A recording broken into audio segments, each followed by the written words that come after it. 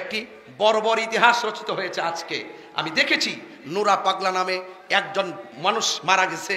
যদি তার জীবনে অন্যায় করে থাকে, তার জীবনে যদি শিরিক করে থাকে, তার জীবনে যদি ভণ্ডামি করে থাকে, তার জীবনে যদি কোনো ধরনের কুফরি করে থাকে, সরাসরি বহির্ভূত করে থাকে, সে যদি একদিন করে থাকে, এক মাস করে থাকে, আপনি মুসলমান হিসেবে দরকার ছিল বাংলাদেশের প্রচলিত আইনে তার বিরুদ্ধে ধর্ম অবমাননার মামলা করে তাকে গ্রেফতার করানোর কথা বলেন, ঠিক কিনা?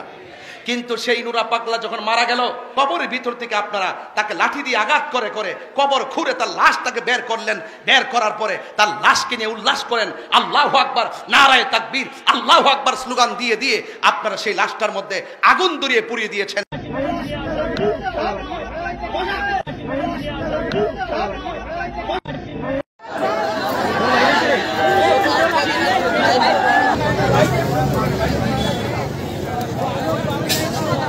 এখানে যারা আছেন 60 বছরের মানুষ আছে, 70 বছরের মানুষ আছে, স্বাধীনতার আগে পরের মানুষ আছে।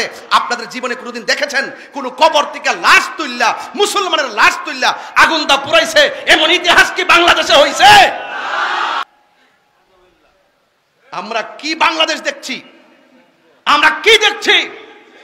এই জন্যই বলে যে ইসলাম ছিল শান্তির ধর্ম, আজকে ইসলাম ধর্মটারে উগ্রতার দিকে নিয়ে যাচ্ছেন। ইসলাম একটি শান্তির ধর্ম, মানবতার ধর্ম।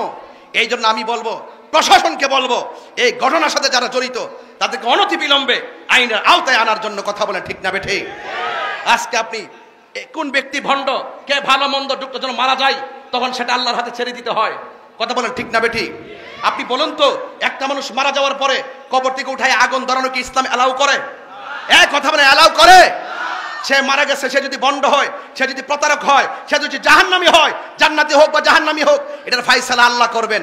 তুমি কবর থেকে উঠাইয়া যে তার গায়ে আগুন ধরাইছো, তুমি কয় নম্বর তুমি জানো নি? এই জন্যই আপনাদেরকে অনেক সময় ধর্ম ব্যবসায়ী বলে, এই জন্য আপনাদেরকে উগ্রবাদী বলে, এই জন্য আপনাদেরকে জঙ্গিবাদী বলে, এই জন্য আপনাদের প্রতি মানুষের আস্থা বিশ্বাস দিনে দিনে উঠে যাচ্ছে। সত্যিকার ইসলামটা কলঙ্কিত হচ্ছে, কথা বলেন, ঠিক না বেটে? যারা এই ঘটনার সাথে জড়িত অনতিবিলম্বে তাদেরকে আইনের আওতায় আনতে হবে, কথা বলেন, ঠিক না বেঠিক? আমরা দেখেছি বিগত 24 সালের 5 আগস্টের পরে আমাদের 90টা মাজারের মধ্যে আগুন ধরিয়ে দেওয়া হয়েছে। সেদিন থেকে ওই দিন থেকে যদি সরকার তাদের লাগাম টেনে ধরতো, আজকে কবরের ভিতর থেকে লাশ টেনে আগুন ধরাই দিত না, কথা বলেন, ঠিক কিনা বলেন? আমাদের 95টা মাজারের মধ্যে আগুন লাগাই দেওয়া হয়েছে। এই দেশে ইসলাম এনেছেন আল্লাহর ওলিগণ, এই দেশে শান্তির বার্তা ঘরে ঘরে পৌঁছে দিয়েছেন আল্লাহর ওলিগণ। সেই আল্লাহর ওলির মাজার যখন আগুন লাগাই দিয়েছেন, বুঝতে হবে আপনারা ইবনু আব্দুল ওয়াহাব নজদির এজেন্ডা এই দেশে বাস্তবায়ন করতে চান, কথা বলেন, ঠিক কিনা? আহলে সুন্নাত ওয়াল জামাত এগুলো বরদাস্ত করবে না। শান্তিতে কথা বলি, ভদ্রভাবে কথা বলি, খানকায় বসে আমরা মুরাকাবা মুশাহাদা করি, আমাদেরকে রাজপথে নামতে বাধ্য করবেন না, বলে দিলাম, ঠিক কিনা বলেন? এই জন্য ইন্টারিম গভর্নমেন্টকে বলবো, অনতিবিলম্বে সেই উগ্রবাদীদেরকে আইনের আওতায় আনা হোক। আমি আশা করব সকল ধর্মবর্ণ যত দলের লোক আছেন প্রত্যেককে বলবো এই ঘটনার তীব্র নিন্দা জানানোর জন্য, কথা বলে, ঠিক না বেঠিক? এটা অত্যন্ত দুঃখজনক। এই জন্য আপনারা ভৈরববাসী শান্তিতে আছেন, এই শান্তির বার্তা ছড়িয়ে দিবেন।